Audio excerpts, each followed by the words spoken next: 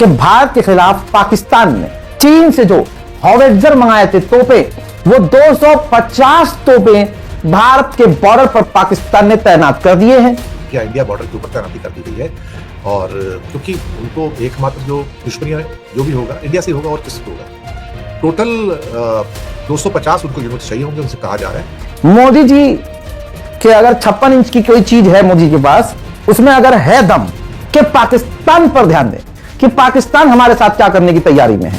आज पाकिस्तान के पास J-10C लड़ाकू विमान है। JF-17 कार्यक्रम में चीनी सहयोग, HQ-9 एयर डिफेंस, ड्रोन, नौसैनिक प्लेटफॉर्म और अब SH-15 हॉविट्जर भी है। भारत की स्थिति यह हो गई है कि सारे पड़ोसी हमारे दुश्मन हो चुके हैं। और अगर प्रोजेक्टाइल के साथ किया तो फिर 72 किलोमीटर अगर अंदर तक की रेंज के अंदर अगर वो उनका अटैक है तो फिर बहुत बड़े लेवल पे, यानी कि 72 किलोमीटर की रेंज बहुत ज्यादा होती है। 72 किलोमीटर की रेंज है और 40 किलोमीटर 30-40 किलोमीटर तो नॉर्मल रेंज ही उनकी बिना प्रोजेक्टाइल के उनके पास है। और इनका एक कॉमन एम है भारत की खुद जमीन को अपने देश में मिलाना। पाकिस्तान की नजर है जम्मू कश्मीर पे और चीन की नजर है अरुणाचल प्रदेश पे। दोस्तों, पाकिस्तान और चाइना की जो मिलिट्री जुगलबंदी है वो अब भारत के लिए एक चुनौती बनती जा रही है। बड़ी चुनौती, बड़ा चैलेंज है ये। हम लगातार पाकिस्तान की फौजों का मॉडर्नाइजेशन जो हो रहा है उसके ऊपर बात कर रहे हैं, क्या इंडक्शन हो रहा है उसके ऊपर भी बात कर रहे हैं। हमने AIP की सबमरीन्स की बात की थी, जो एक उनको मिल गई है, 3 और भी इंडक्ट हो गई हैं। बस इसी साल शायद वो तीनों भी आ जाएंगी बाकी, जो ऑलरेडी हैंडेड ओवर है उनको, और 4 2030 तक आ जाएंगी। दूसरी बात, इनके पास जो फाइटर एयरक्राफ्ट हैं वो भी काफी अच्छे आ गए हैं इस टाइम। J-10 भी है उनके पास, JF-17 भी है, लेटेस्ट सीरीज के एयरक्राफ्ट हैं। JF-17 को 4.J-10 को 4.5 कहा जा रहा है और अब J-35 उनको मिलने जा रहा है चाइना का, जो कि एक किस्म से कहा जाए तो 5th जनरेशन एयरक्राफ्ट है। ऑलरेडी उनके पास F-16 अमेरिकन भी है, तो उनके पास एक अच्छे लेवल की एयरफोर्स अब आ रही है। खासतौर से अब 155 mm की गन्स भी उनको मिल गई हैं और करीब करीब 200-250 का कुछ ऑर्डर था जहां तक मेरा अनुमान है, और उसमें से इनको करीब 90 अब तक मिल गई हैं और सबकी तैनाती कर दी गई है इंडिया बॉर्डर के ऊपर। जी हाँ, इंडिया बॉर्डर के ऊपर तैनाती कर दी गई है और क्योंकि उनको एकमात्र जो दुश्मनी जो भी होगा इंडिया से होगा और किससे होगा। टोटल 250 उनको यूनिट चाहिए होंगे, उनसे कहा जा रहा है, और 250 ही उनको मिलेंगे, 90 उनको मिल चुके हैं आपकी। ये फिलहाल ये क्या कहते हैं कि 70 किलोमीटर की प्रोजेक्टाइल के साथ ये आपके बम्स वगैरह फेंक सकते हैं वहां पर, और सेटअप जल्दी हो सकता है। प्रति मिनट 6 राउंड की फायरिंग हो सकती है, जो काफी हाई स्पीड एक्चुअली देखा जाए तो। और अगर प्रोजेक्टाइल के साथ किया तो फिर 72 किलोमीटर अगर अंदर तक की रेंज के अंदर अगर वो उनका अटैक है तो फिर बहुत बड़े लेवल पे, यानी कि 72 किलोमीटर की रेंज बहुत ज्यादा होती है, या 72 किलोमीटर की रेंज है और 40 किलोमीटर 30-40 किलोमीटर तो नॉर्मल रेंज ही उनकी बिना प्रोजेक्टाइल के उनके पास है। इवन इजराइल जैसा नेशन जो है सारी मिसाइलों को या फिर ईरान के सारे ड्रोन्स को रोक पाने में अक्षम नजर आया था, वो भी नहीं रोक पाया। अमेरिका नहीं रोक पाया तो इंडिया क्या रोक पाएगा? सब दुनिया में कोई ऐसा मुल्क नहीं है जो 100% ड्रोन्स के अटैक को या मिसाइल के अटैक को रोक पाए। ये बात मानने की है, क्या इंडिया हो, इजराइल हो, अमेरिका हो, ब्रिटेन हो, कोई भी हो, नो कंट्री का stop it. Even Ukraine could not stop it, Russia could not stop it. तो इसका मतलब ये हुआ कि अब सभी वल्नरेबल हैं। अगर इकट्ठा कंसर्टेड अटैक होता है, 300-400 जैसे आजकल ड्रोन्स आते हैं, 500-600 ड्रोन्स आते हैं, इकट्ठे अटैक करते हैं, तो आप कितनों को गिराओगे साहब? आप 200 गिरा दोगे, 150 गिरा दोगे, 300 गिरा दोगे, 350 तो भी 50 आके स्ट्राइक करके जाएंगे 400 में से। 101% में बात कर रहा हूँ। ये मैं इस पे बात कर रहा हूँ कि जो हमने एक्सपीरियंस जो हमको मिला है खासतौर से गल्फ के अंदर या यूक्रेन के अंदर, तो ये वॉरफेयर चेंज हो गया सारा का सारा उस ढंग से। पाकिस्तान के पास बायराकातर जो मेरे ख्याल से टर्की के ड्रोन्स हैं जो वन ऑफ द बेस्ट है, और चाइनीज ड्रोन्स भी उनको मिल रहे हैं, अपनी भी उनकी अब यूनिट्स आनी शुरू हो गई हैं। तो अब एसिमेट्रिक वॉरफेयर हो गई है। अब ऐसा नहीं कि बड़ा नेशन कोई फायदा उठा जाए, छोटे नेशन भी फायदा उठा सकते हैं। ये हो रहा है, ईरान ने इजराइल को मारा, अमेरिका को मारा, आप देखिए छोटे नेशन ने फायदा उठाया और मार दिया। कि भारत के खिलाफ पाकिस्तान ने चीन से जो हॉविट्जर मंगाए थे तोपे, वो 250 तोपे भारत के बॉर्डर पर पाकिस्तान ने तैनात कर दिए हैं। मोदी जी के अगर 56 इंच की कोई चीज है मोदी के पास, उसमें अगर है दम कि पाकिस्तान पर ध्यान दें कि पाकिस्तान हमारे साथ क्या करने की तैयारी में है, चीन हमारे साथ क्या करने की तैयारी में है, बांग्लादेश हमारे साथ क्या करने की तैयारी में है, बजाय मोदी जी रीलबाजी के और अपने भाजपाई भीड़ के द्वारा कि पाकिस्तान ने चीन से मिले 250 SH-15 हॉविट्जर तो भारत की सीमा पर तैनात कर दिया है। ऑपरेशन सिंदूर के बाद यह बड़ा कदम है। लंबी दूरी की आर्टिलरी से सीमा पर तनाव बढ़ने की आशंका है, लेकिन हिंदू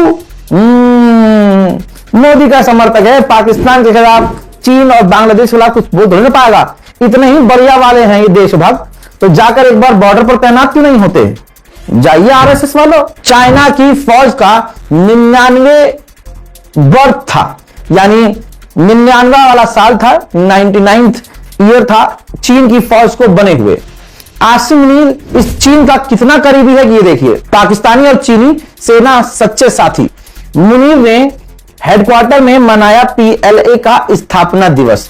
बीजिंग की शान में कसीदे पड़े, चीन की फौज की तारीफ की।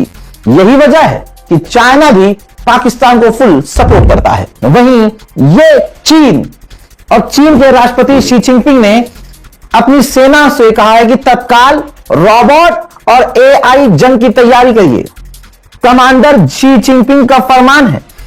नव भारत टाइम्स खुद कह रहा है कि भारत की चिंता बढ़ेगी, लेकिन गू खाने वाली कौम और गू खाने वाली भीड़ बाप के खिलाफ और बाप की कमजोरी के खिलाफ कुछ नहीं बोल सकती। आज किसी पनौती की वजह से, फलाने की वजह से भारत की स्थिति यह हो गई है कि सारे पड़ोसी हमारे दुश्मन हो चुके हैं। चीन और पाकिस्तान ये दोनों धीरे धीरे 10, 15, 20 दिन से भारत की अंतर्राष्ट्रीय सीमा है चीन और पाकिस्तान से लगी, उस पर मंडरा रहे हैं।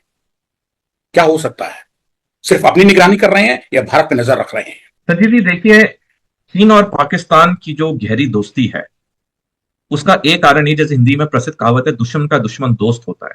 चीन का दुश्मन भारत है, पाकिस्तान का दुश्मन भारत है।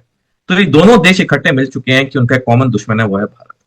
और जब से शी जिनपिंग पहली बार चीन के राष्ट्रपति बने 14 मार्च 2013 को, तब से साल प्रति साल चीन और पाकिस्तान की रिश्ते तो गहरे होते रहे हैं, इनके सैनिक रिश्ते भी बहुत गहरे होते रहे हैं। और इनका एक कॉमन एम है, भारत की कुछ जमीन को अपने देश में मिलाना। पाकिस्तान की नजर है जम्मू कश्मीर पे और चीन की नजर है अरुणाचल प्रदेश पे। लेकिन ये 2030 से पहले कोई सैनिक गतिविधि भारत पे नहीं करेंगे, कोई युद्ध नहीं करेंगे।